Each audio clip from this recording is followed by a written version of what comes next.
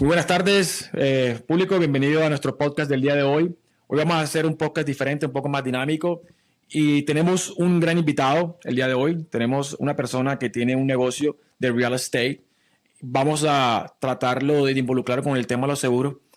Pero esta persona también la quiero traer para que nos hable un poquito de los factores de ser un independiente trabajador, abrir tu propio negocio. Y una persona que ha trabajado en la vida, ha tenido muchos cambios. Empezó como haciendo wrestling, haciendo lucha. Empezó también en la industria en la universidad. Casi fue luchador olímpico yendo para Japón. Y la vida que le cambió un poco, entonces vamos a compartir un poco de su historia. Ha construido casi 50 unidades.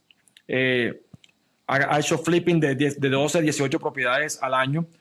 Ha construido más de 4 millones en equidad sobre los 5 años y tiene un sistema orientado que acompaña y ayuda a las personas con el uso del wrestling a través de los 7 semanas del negocio desde que empezó a hacerlo.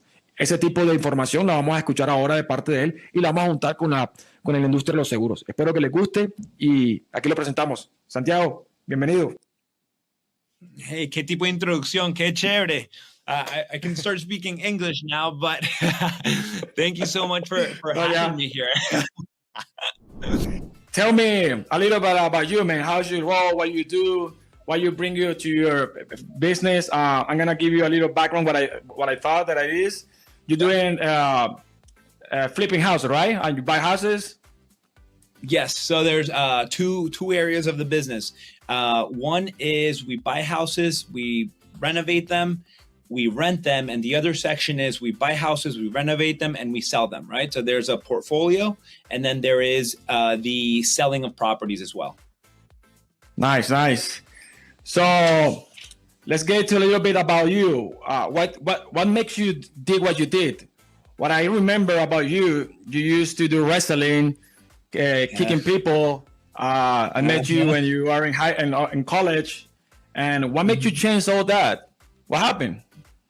Yeah, no. So great question. I think on the wrestling side of stuff, that was my passion. That was like what I love to do. And in all reality, I'm bringing a lot of the things that I learned from wrestling into real estate. Kind of like just a little bit of how I started. Last year of college, I went to Lehigh in Pennsylvania, so where I'm living now, actually. And I read the book. The book's Rich Dad, Poor Dad, Padre Rico, Padre Pobre. Yes. And I'm like, oh my God, it just made me kind of like think so differently. It just exposed my mind to like a whole different way of thinking.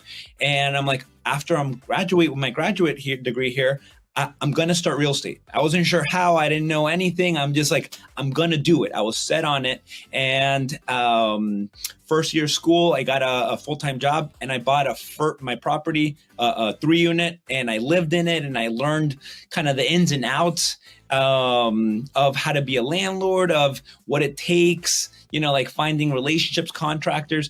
So that was kind of like my first property. I was still wrestling. After some point, wrestling was still my main thing. After enough injuries, I'm like, all right, hey, wrestling's going to end eventually. Once it ends, what do I want to do? That's when I'm like, all right, I want to start a business, and it's going to revolve around building this real estate investment company. So wrestling ended, like a new season of life began. Nice. You know what? I was bringing to this podcast someone different because I want to talk to the audience and tell a little bit about what it means to be an entrepreneur. What make us to change our life to be an entrepreneurs? Because I don't know if it happened in your business. A lot of people calls me and ask me a question like, hey, how I'm getting involved in your business? But they don't know what you need to sacrifice to be in an entrepreneur. They basically thinking, and that's why I'm doing this program to bring the attention of everyone they want to get involved in entrepreneurs. What is the sacrifice they have to make? What is the difference to be an employee or be an entrepreneur? What kind of change you need to make as a set of mind? And some people don't understand that. And I want to, like if somebody calls you or somebody calls me to be involved in this business, what they need to do in order to change their mind to change for an employee to be an entrepreneur? I want you to know what changed you to be an entrepreneur. Oh man, that's a wonderful question. And maybe at the beginning you think, oh yeah, entrepreneurial, becoming an entrepreneur is going to be easier, or it's going to be a path that I don't have to respond to people, right? When in all reality, you start going into it and you start noticing, oh, I became an entrepreneur. Sure, you have the freedom, the liberty of kind of like dictating your own schedule. But after a little bit, you start realizing is you're not doing it for yourself anymore. Like even the reason of going into business or into starting your own thing is like bringing more value to the clients you have, or bringing a value or a need into the marketplace. So I guess what I'm trying to say here is like, at the beginning, you go into it for possibly selfish reasons. After you start developing and going like further into it, you realize, hey, there's people that are counting on you, like whether it's your employees, whether it's your the private lenders. So we have wealthy individuals who lend us money, and they depend on that money to survive and to kind of like fund their retirement. Tenants depend on us, right? So it's almost like you become an entrepreneur and there's even more weight that goes on your shoulders. Even though it doesn't sound great, there's a layer there of you start becoming the kind of person that is able to handle that weight and do well with it in order to bring a value to the marketplace. Nice. So, yeah, I asked you the question, and now that I'm hearing to you, it's kind of similar things that happened to me. And one of the things that helps me, I don't know if it happened to you, is what is the most challenging thing that happened to you when you started? And for me, it was something that I didn't listen. I was a horrible listener. I didn't get along to people to train me. I was like stubborn, and I didn't let no one to mentor me. Now that I'm in this journey of mentorship, now I understand why it's important to listen to people that are already involved in the business. So when somebody calls me and the audience want to know how to be an agent, one of the things that I tell them, you need to be a great listener now. That's why the change of the mindset is important. What about you? What kind of challenge you have when you start? That was mine. Yeah. No, that's a good one, right? Active listening is probably one of the hardest skills to acquire, right? I want to say when I was starting out, the hardest piece was you don't know what you don't know, right? So you start and you think you need, these 3 skills in order to be able to like build up a business. When in reality, you need to know how to do payroll. You need to know, right? Like you need to know all these things, sales, marketing, lead people. And it's almost like overwhelming once you start realizing it. But the cool thing is like, the challenge was me not knowing, but the benefit was me not knowing, right? So the same thing. It's almost like because I didn't know, I was okay with going into it. And now as you start developing kind of these skills, you start realizing, some of these holes are starting to get capped, right? It's a bucket and there's a lot of holes in there. If there's a spigot going, right? And it's like you want to start blocking out the holes from the bottom and then work your way up. So just the not knowing of what kind of skills I needed. Leadership was probably a big one, right? It's like people that you start kind of connecting with and you just didn't have the leadership skills to be able to build them up. What was the best advice that you received from your mentor? You have a mentor, right? Yeah, multiple of them. But I would say, you don't start realizing it until later, but like one of the things that I've been told is just kind of like, hey, your character says a lot, right? And it's a very unspoken kind of thing. So what I'm trying to say here is business flows a lot smoothly when somebody realizes, I'm dealing with somebody with good character. I can trust him, right? There's like all these underlying pieces with trust. So it's almost like, don't mess up your character, right? Don't do things that are gonna take you down the wrong path, because it's gonna cost you business without even knowing about it, right? Somebody's is gonna be, let's say, opportunity. You bring up an opportunity to somebody, and they're just gonna be like, hey, in all reality, I don't have the capital or whatever. But in reality, there's multiple layers of like, oh, hey, I've heard that you did this person wrong. I heard, like that there was a little scheme or something that was happening, right? So it's like that character piece kind of has really like stood out, and possibly why the same relationships that I started with are still some of the relationships that I have now. So yeah, that's been one of them. Honestly, like when people start to hearing these stories, they realize it's like, you know what, it means different than what I'm thinking. And it's funny because when I was I don't know if you read entrepreneur's book, but I really wanted to say traction. And also I'm in the EO system. It's an EO system that I'm implementing in my business. And one of the things that caught my attention in the book is that you don't realize what it means, your business, till you're already in the business, because outsiders, they see that looks easy. That looks kind of like you just jump in and just want to do it. But when in reality, the most important thing is having someone to tell you, to guide you, so you don't make the same mistakes. So my question to you is, what kind of mistake you did in the beginning, and now you can tell to the audience that they don't need to do anymore, so in order to be independent or open a company or be an entrepreneur? Yes. I want to say that something that I've learned recently that simplifies employees to the greatest degree, right? And even before I go down that path, EOS, traction, we've implemented it. It is phenomenal. So everybody that's starting or thinking about starting a business, a great book to kind of like get a framework as to how to start it, how to separate it, how to give people roles, right? Keep them accountable. The seven tools that they have, super, super awesome. But I would say something I would tell my younger self, kind of the question that I'm rephrasing a little bit from you, is I would tell them like, hey, concentrate on aligning goals with your employees or with the people that are working with you.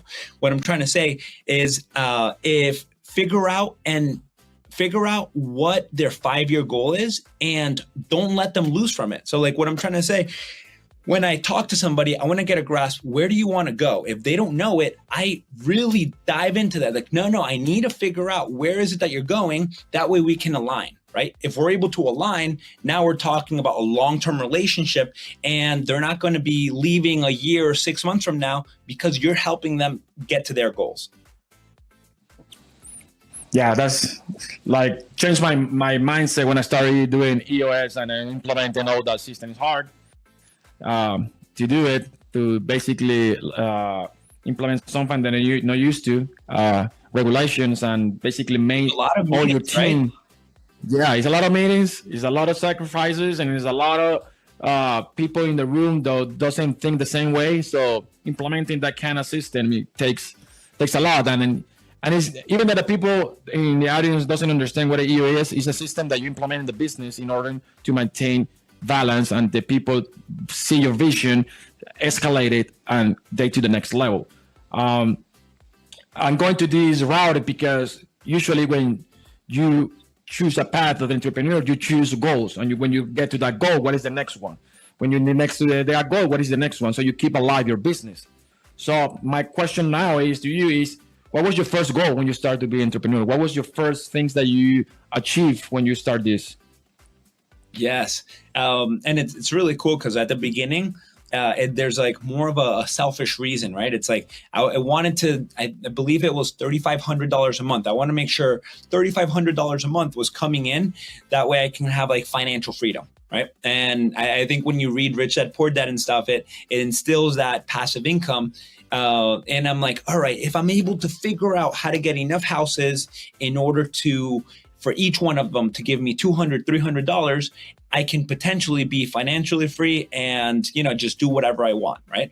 So that was the first goal. And you start realizing like, oh, cool, 3,500 is awesome. Like you were able to reach that, but I want more. I want to be able to do more impact than just purely like get my time back. Nice.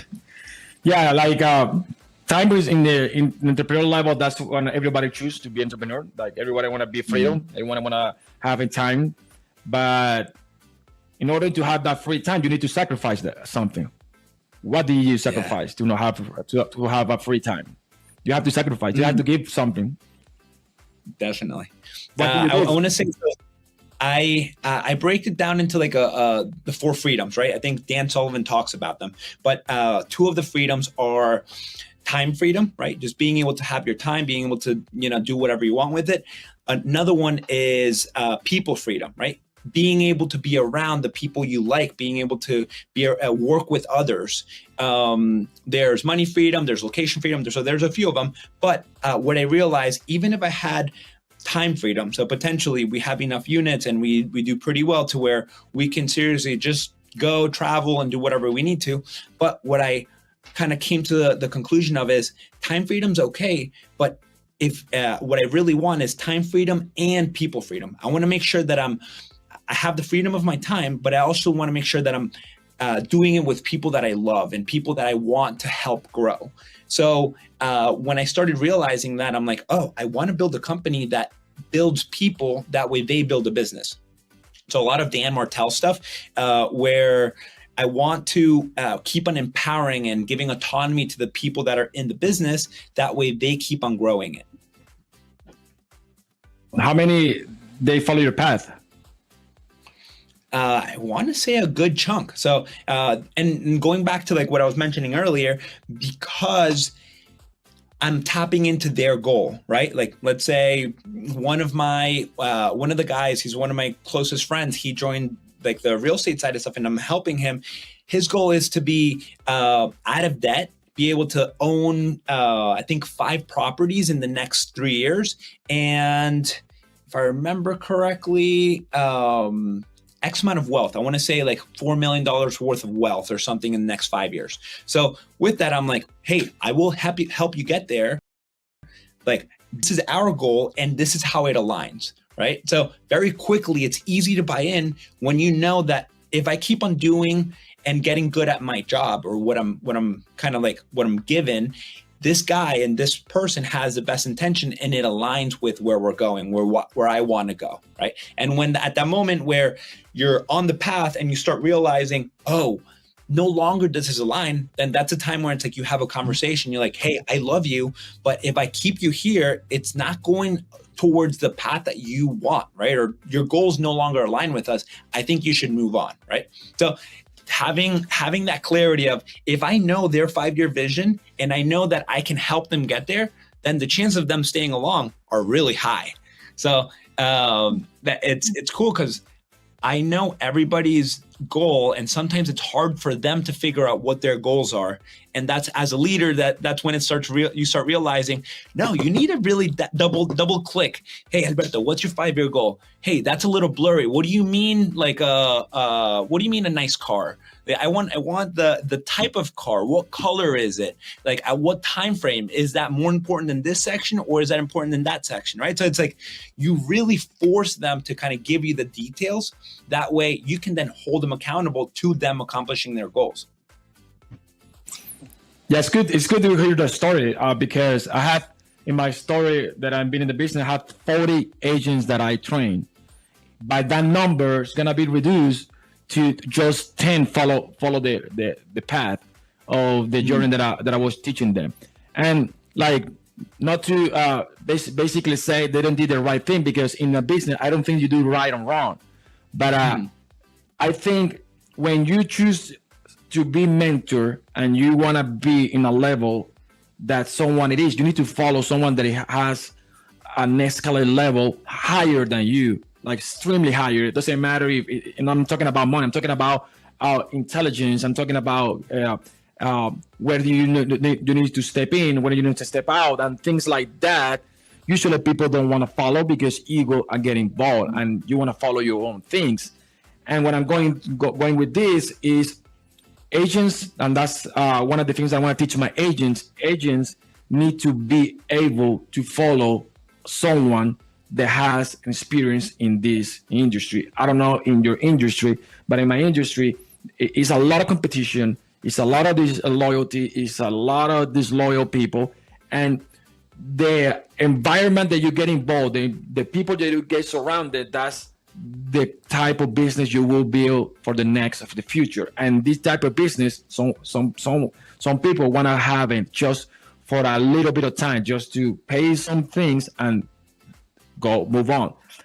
What happened in your business? Is what kind of things like this happen to you? Like, is similar? Yes, there's certainly, I think the two areas that you're kind of touching on, super crucial, right? It's like one of them is like, what kind of standards are you setting? Like what is it that you're allowing to happen? Like if an agent comes to you and let's say you tell them, hey, you got to make sure you follow up with the client and kind of like introduce yourself. And this is the script and this is what we're doing. This is how it works. And this is why it works. And they're like, okay. And then as you start kind of following up, you notice, oh, they're not doing it. And you're like, hey, what's going on here, right? So it's almost like the standards that the leader sets, really important. If you start noticing that's not happening and it doesn't happen again, it's like, now we have to have a harder conversation because there's a layer. Yes. You're not going through with what you said you were going to do. It's like, this isn't just follow a script thing, but it's like, why isn't it that it's happening? Like, because if these are your goals and this is what you need to do in order to get to your goals, are you sabotaging it? Do you not want it? Right? It's like, where's that disconnect? Right? So like being able to kind of like help them realize you do this, you get to your goals. You don't do this, you don't get to your goals. And I'm not going to want your goals more than what you want. Right? So it's almost like, all right, maybe this isn't a fit. So it's like having those hard conversations. And only recently, what I'm trying to say with this is only recently have I started to realize, wow, I set these standards. I said, we want to take care of our clients and this is what we want to do. And we want to make sure we connect with them and we want to make sure that we follow up with an email every time. We want to make sure we connect, like in different stages of the process.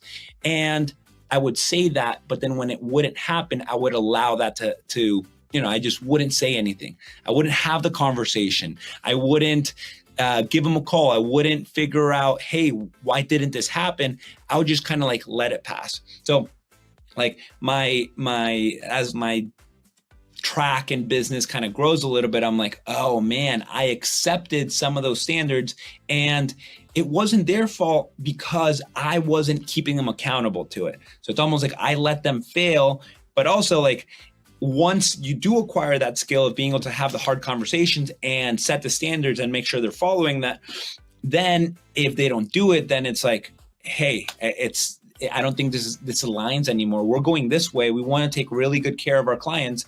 And it seems like you're not on the same path, right? So now clash of values, it's time to kind of like go to different paths because let it go. You want to take care of your family and you're thinking maybe there's a smaller thinking mentality. You only want to take care of yourself and your family. That's good. We will help you get there.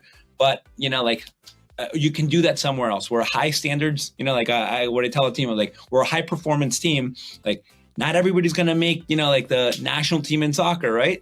Some people are going to sit down. Some people are never going to make the practice squad. Some people are never going to, just even attempt to go to practice. So we're not for everybody, but just if you set that standard and you keep it, there's hard conversations. And only now am I learning that those conversations are really crucial. Yeah, I mean, what I was thinking of now that you're saying this is, I'm not saying that I'm a seller. I'm a salesperson. I've been selling basically half of my life, and as a salesperson, I know what I was thinking when I sell something. What are my goals? What I want to make. But when you start to escalating, and when you start to get into every level as a salesperson, you start to realize, and that's happened to me, that service comes after that goal. Like serving that kind of service, that kind of product you're giving to the customer, it comes after. Now I changed my route to the portfolio of my business model is creating something that people care. They're gonna remember when my clients call my customer service. They just not receive like a sale. This just receives an experience, and I get that in a book that I was reading. How they make you feel when you sell them something. And now I realized that after almost 15 years selling insurance, This is something that happened to you or something similar? All day, every day, right? It's like, even though, so as a real estate investment company, like you would think that you're dealing with houses, right? Like you're dealing with a property that's beat up that you need to purchase. When in reality, that person on the other side is a seller that wants the security of knowing that the person that's going to buy it has the confidence that they're going to be able to close, is going to be able to make them feel well because they know that the capital, their money, is going to be coming in 2 weeks, in a month, right? So like that, in that scenario, you're dealing with the human behind the house. With private lenders, right? When they lend us capital, they want to know that it's a trustworthy individual, trustworthy operation that begins to use the capital that they lent us and do it correctly, right? They're not kind of scheming or trying to take the money somewhere else. They're doing it for what they said they were.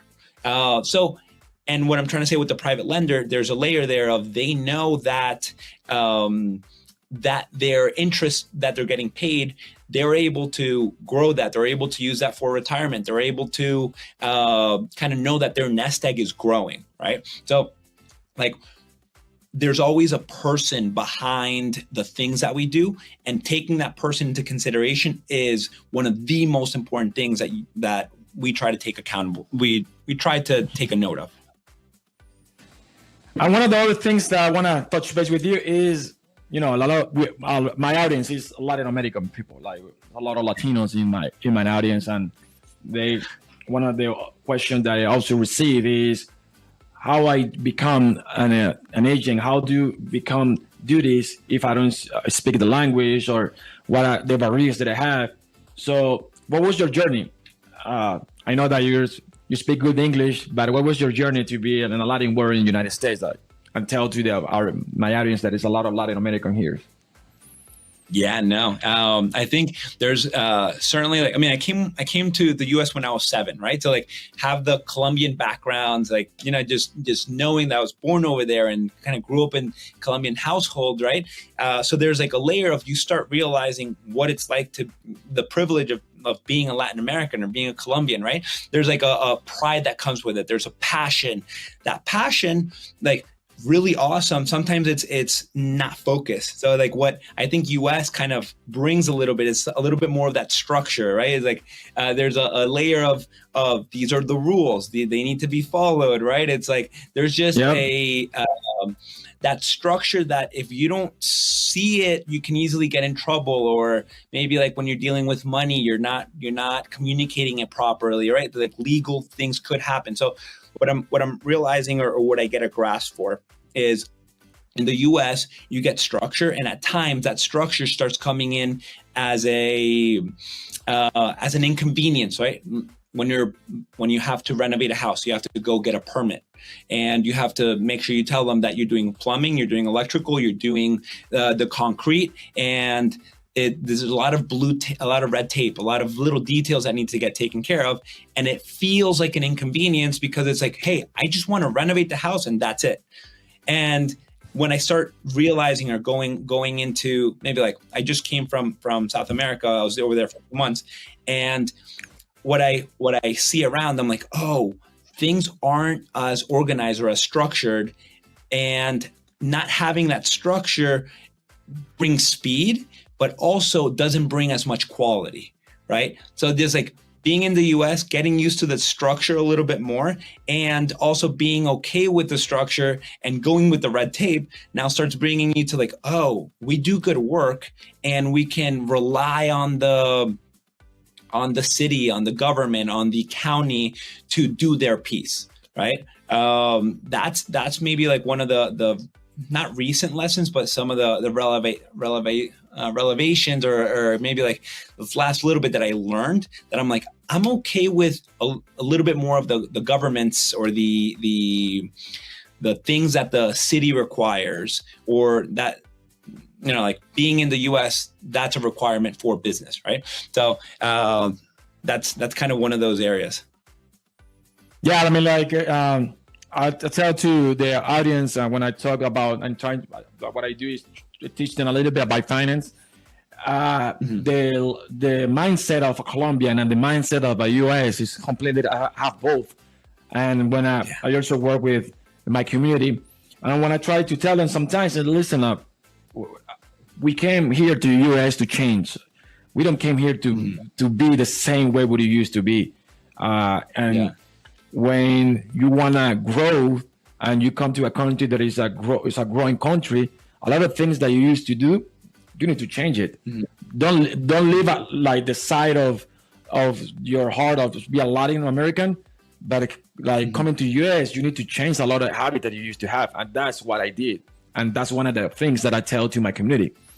It's not a discrimination about Latin American community, but in order to grow, we need to change stuff. We need to do things that better than we used to be, because we are immigrants and we came to this country to change, to have a better life that we used to have. And we don't. But with what you said, and with that said, it's almost like, let's not forget the strength of being from Latin America, right? There's that warmth, there's that connection, there's like the people side. So it's almost like, don't forget about that, because sometimes there's a little bit coldness when it comes to just like doing business in the US.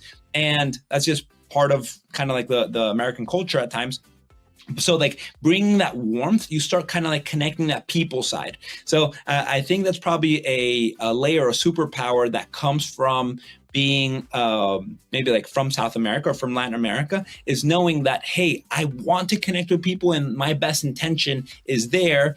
And I want to talk to them and I want to pull kind of like their deepest secrets and what are they like, why is it that they want to sell their house or why is it that you want to invest with us? So there's a depth because we're now connecting with that people section, you know? Yeah, and actually, one of the things that my audience and that I talk to them, and it's funny. I'm gonna say the story. It's funny. Is when they become part of the system, they realize they need to pay taxes. They need to pay things. They need to, when they open the company, they need to give back to the money that you receive as an independent. But it's funny that most of this. And it's funny to say, and I'm gonna say to my audience this: a lot of say, I don't want to be a part of the system anymore. I don't want to pay taxes anymore, and I'm going to that route because if you want to be better, if you want to be part of the system, you need to give something, and that's part of the system. And they basically say, I want to go back to what I used to be. So you can have both. You need to give something. And that's an everything in life. You need to give something in order to be better. You need to give something to be an entrepreneur. You need to give something to be independent. So my message to my audience in every aspect of life as a finance and insurance agent is give something in order to have a better life. That's basically what I've been learning and try to teach them, and that's why I do this podcast. Yes, I love that. And I'll kind of add a little bit to that too, is if you start kind of cutting corners or not wanting to go by the rules and stuff, right? It's like, can you get away with it? Yeah, you can, right? There's plenty of people that do. But then how scalable is that, right? Can you, if you're building a business, if you are an entrepreneur and let's say you're cutting corners by not filing taxes, well, can you actually build a big business without ever filing taxes? You can't, you know? So it's like anytime that there's like a little cutting corner scenario, you're like, if I were to do this every time or most of the time, can I create a big equation? And a lot of the time that's cutting corner or you know, like doing things a little on the gray side doesn't become scalable, right? So you kind of stay small if you're continuously doing the like the less than ideal side version of your task. Yeah, actually, that's 100% true. Basically, I have that situation when they ask me or calls me or basically have someone when I used to sell insurance. One of the basic or the answer that usually my community say is, I don't need insurance. Why am I gonna need insurance? I'm a strong person. Nothing's gonna happen to me. And the message that I said is, you don't buy insurance to use that. You buy insurance to prevent, and prevention is not just for insurance. It's about everything. If you don't have a good finance in your life, if you don't prevent catastrophes, you don't have a reserve in your bank account, you're gonna suffer a lot. And most in this country, and most of the people are in debt because they don't have a plan. They don't use finance as a book. They don't ask someone to know finance. They don't ask the right person. And in every level, you need to have someone to teach you something. And I go back to when I start this podcast. You need to start listening to people that already have the experience and are guiding you to have a better life. What about you? Like, what kind of things you promote in your community, in your business to your customers? Yeah, no. So before I answer the question, one of the things that is super important that you very much mentioned is like you don't want insurance for when things are great, right? You want insurance for when things go bad. And I'll add to what you're mentioning. It's like you also don't want the cheapest option or whoever you found or whatever. Go to the best agent. Go to the person that's going to be there when things aren't going well. Right. I think dealing with sports, you want a coach that's going to be in your corner when, you're not feeling the best. He's able to guide you and show you what's happening, what's going on. Hey, you don't want to use let's say your insurance liability for a small $500 thing. Don't waste it, because in the long term, that's going to ruin you, or it's going to kind of like bring your deductible a lot higher or your monthly cost a lot higher. So definitely you want experience on your side. One of the things that I tell my audience or mainly the private lenders, one that comes to mind is when you're investing in real estate or like as a private money lender, there's usually the operator, right? And then there's usually the deal. You normally want to make sure that you have a good operator with a good deal. That way your money is safe, right? When you get a poor operator and a good deal, your money's at risk. When you get a great operator and a mediocre deal, your money's safe, right? So like it revolves around a lot of the person that's taking care of your money. We'll go back to experience. You want to make sure you go to somebody that knows their stuff and is going to be there in your corner whenever things aren't going well. Yeah, that's part of the deal of listen to someone that already have the experience and know the business. And one of the things that I'm going now is insurance, because that's the route that I love, and I'm gonna bring you to that. I'm gonna bring you to that. So beautiful. And your company, what kind of things you use to protect the properties? Like, you guys use insurance. What kind of things you use when you buy that property and people don't lose their money, or if it's a damage happen, or if a situation happen? What kind of things do you do? Yes, so there's multiple areas on insurance for our stuff, right? There is I'll back up. There is the insurance of the house itself. To the audience, I'm promoting both businesses right now. So there is, when we buy a house and it needs renovation, we need vacant insurance, right? When, like squatters or something come up, you want to make sure like that house is protected in case it goes in a fire. When the tenant's actually in there, now you want not homeowners, but just not renters insurance. I'm butchering the name. You tell me. You want landlord insurance. Liability insurance. There you go. Liability insurance. When you have enough properties, you want to make sure you have like an umbrella policy. That way, if something happens, it covers your liability insurance gets covered. Also, you have like an additional insurance there. As a tenant, we require tenants to have insurance in case there's a flood or something. Our liability insurance covers the property itself, but it's not going to cover their stuff, right? So then the tenants, if they have stuff, now they can go and file a claim as well if there's something that happens, like a fire, flood, or something along those lines. Like leaks. Exactly. Leaks that turn into, just a lot of damage, right? Mold and stuff. So, and on the private lending side of stuff, they start making sure that the clauses are backing them up. What I'm trying to say here is, if they have a first lien, to make sure that they have a mortgagee clause in the liability insurance or in the vacant insurance, depending on the if it's occupied or not. So plenty of insurances that we have, and I'm sure we can add a few more too. Yes, I'm gonna need a 3 hours program to say all the insurance that we promote in the business when the people buy a house or when they're doing work, like a workers' comp. There's one of them that I usually when a company opens and they want to have a renovation and they want to work in a community to renovate it. Workers' comp liability is one of them. I also called attention to my community when they do like hard work. And usually, I don't know, and that's the question that I'm going to ask you. What happened when someone, one of your people that renovate your house, falls? Who's going to be responsible for that accident? Yeah, so that's one of the things, like when we get contractors on site, hey, ask for insurance and contractor's license, right? So like that piece is important. That way, you know that they at least have that insurance. And I would say, call the insurance company to see if it's still active.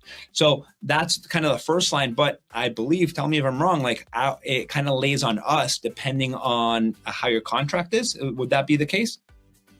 Yes. So if you have a contract, the person that have the contract is responsible for have all the insurance in order. If you have a contractor and they doesn't have the liability and it falls, the person with the contract will be responsible. Yep. So those little details, devils in the details, right? Because I mean, like usually, and that's why I bring this question when contractors calls me or someone in a company that do renovation ask me what I need. I give them all the options, but I tell them the basis want to protect your integrity of the business, but they usually don't get the one that, what if one of the employees falls and get an accident? I usually tell them get a private insurance just for the renovation to protect the liability of your workers or your contractors, because accidents in that kind of situation when it's hard work can happen, and I've been dealing with that like 15 years. So eventually it will happen, right? Yeah, eventually, and that's the question. How in your years, how many accidents do you see in renovations? That's a great question. Accidents, I think we've seen 2, right? Thankfully, it hasn't been anything major, but subcontractors, I believe, had to kind of just, it was I think some kind of cut to part of the hand or part of finger, if I remember correctly. Luckily, there was insurance. They had insurance, so we didn't have to worry about that. And, they took care of their piece. And I think there was a fall as well, right? So after enough time, everything will happen at some point, right? So it's like you want to make sure you're covered for it. Yeah, I'm gonna tell the story a little bit like fast. My mentor in the beginning of my journey, he started talking about insurance that covers accidents, but just accident if something happened to you, not the regular insurance, and that's called supplemental. And it's not to say, but it's like he did survive a big accident in the car. He jumped out of the car and he survived that. But the aftermath of the accident is what I think one of the worst part, because you don't work, you are basically in a hospital, and his bill was showing to me was $1 million almost. Wow. In bills in a hospital. So that's one of the things that I recommend to my audience, like prevent this kind of situation with insurance. And I don't know, in your business, what kind of prevention you do to prevent that catastrophic finance hit your business? What kind of things you do? So that's just kind of like to start. One of the things I think with real estate itself is you start building properties, you buy them, you rent them out and stuff. That way income starts coming in, trickling. At the beginning is very small. After some time, it builds a lot more of it, right? So like that in itself is a way to secure part of your future, as long as you manage it correctly and you're purchasing it correctly. That's a layer of financial security, in a sense, or financial security. The other piece, I think, is just kind of with private lenders.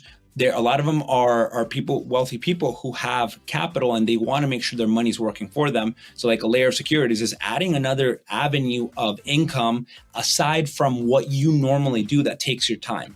So the layer of monthly income coming in, or I'm building this pot that I'm not using right now, but in case of something, I have capital there.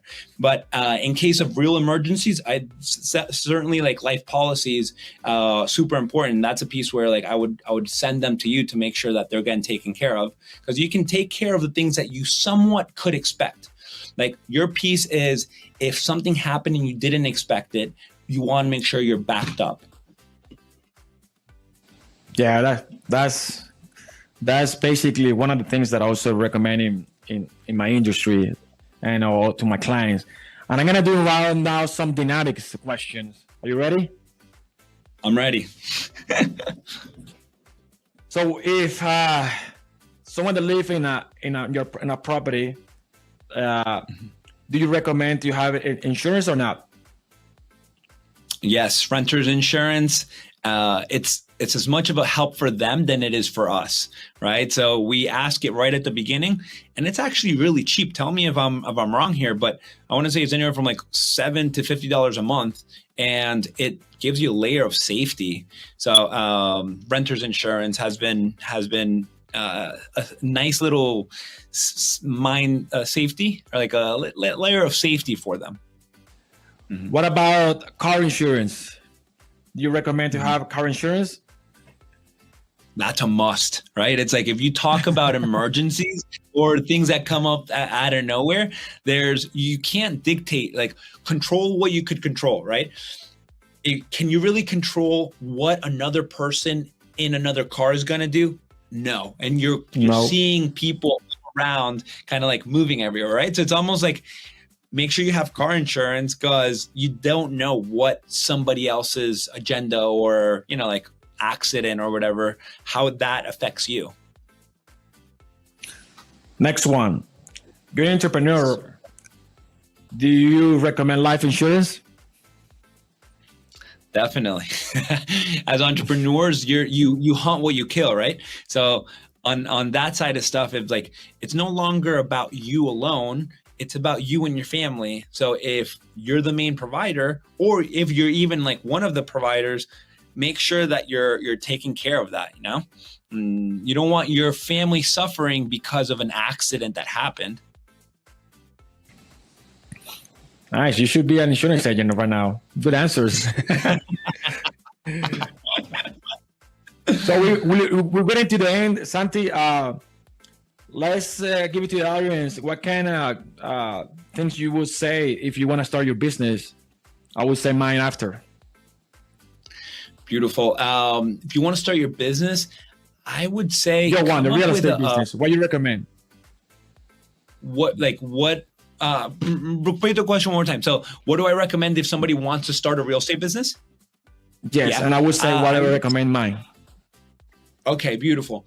If you're starting a real estate business, I would say have really clear as to why you're doing it, right? Like what's the reasoning behind me wanting to start this? You have that why.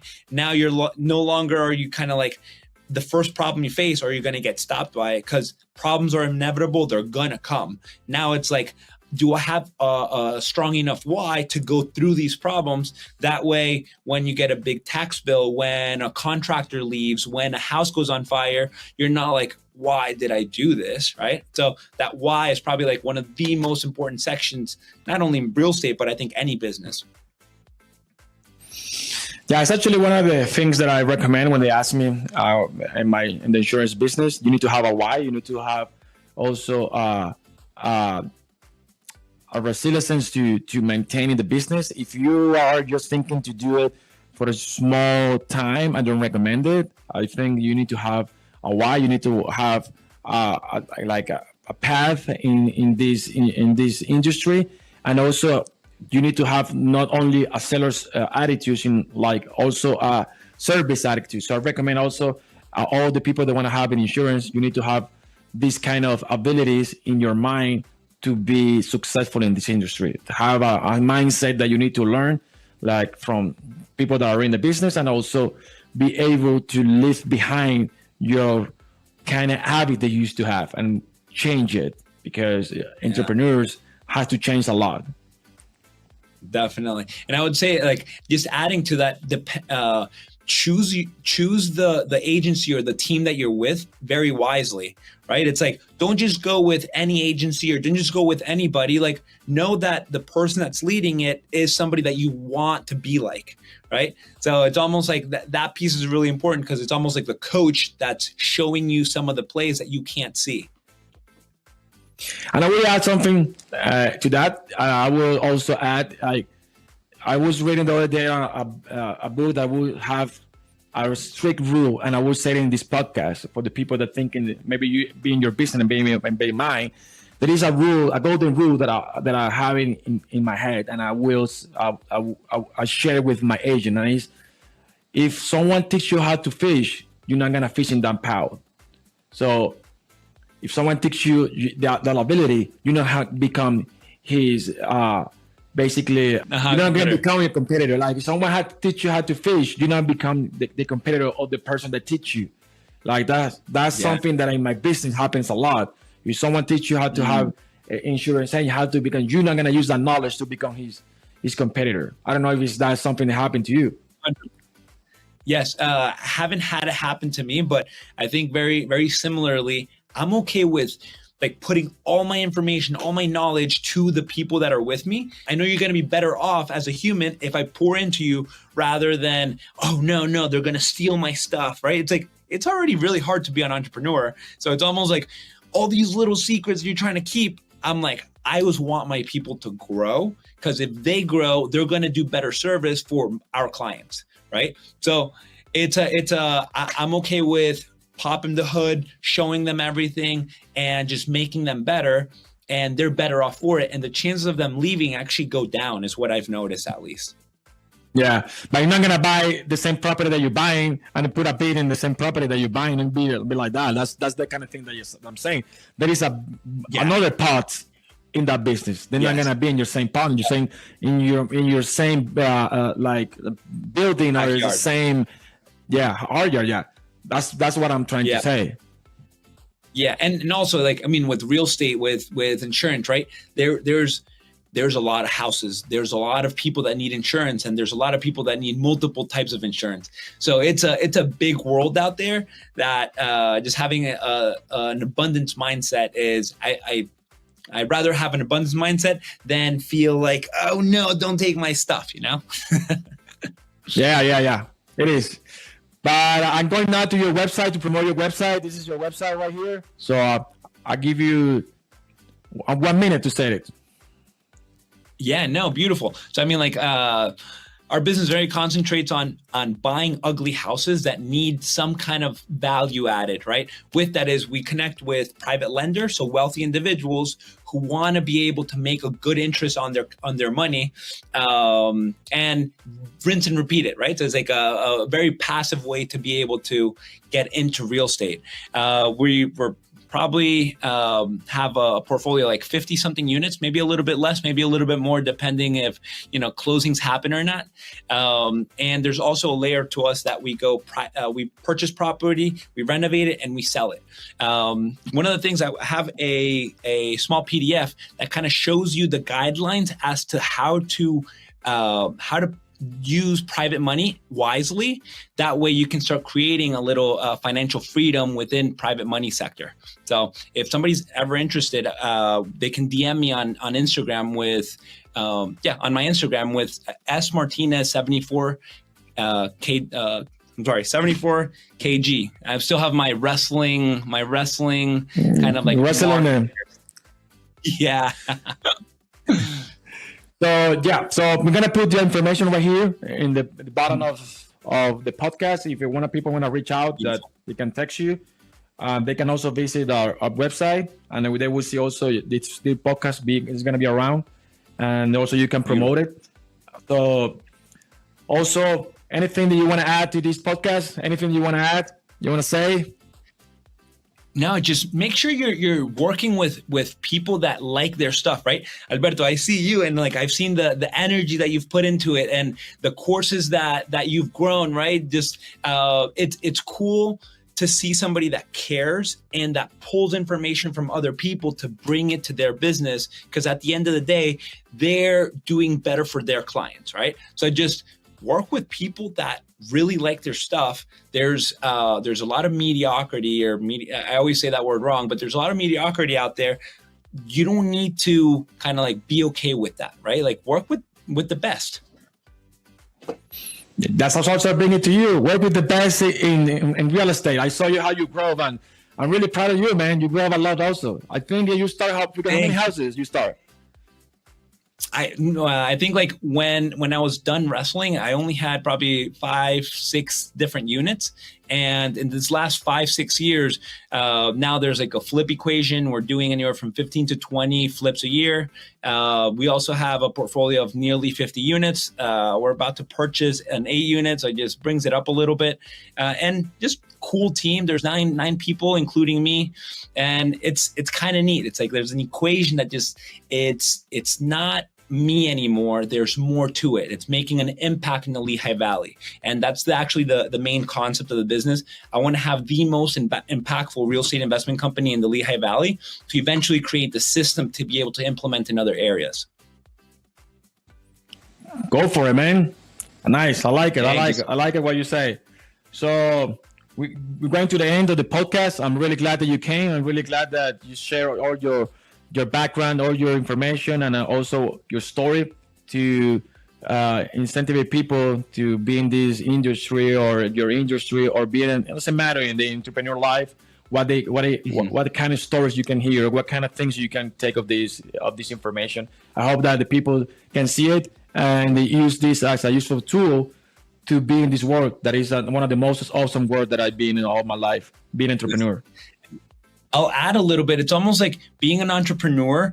It's not about the results that you get from it, right? But it's like about the human you start becoming, because the more you take on, the better you're forced to be in order to be able to hold more food for people's houses, right? You're feeding people. You're physically having, in our industry, having to like make sure that houses look good and we're taking care of tenants, right? So you start taking more on, and that human you start becoming starts becoming way more powerful, right? So it's a beautiful journey. Yes, it is. So thank you, Santiago, for being here in the podcast. I will share your information also, and thank you, man. Appreciate it. Appreciate you, Alberto. Thank you so much. Good work. Bye-bye. Thank you, guys.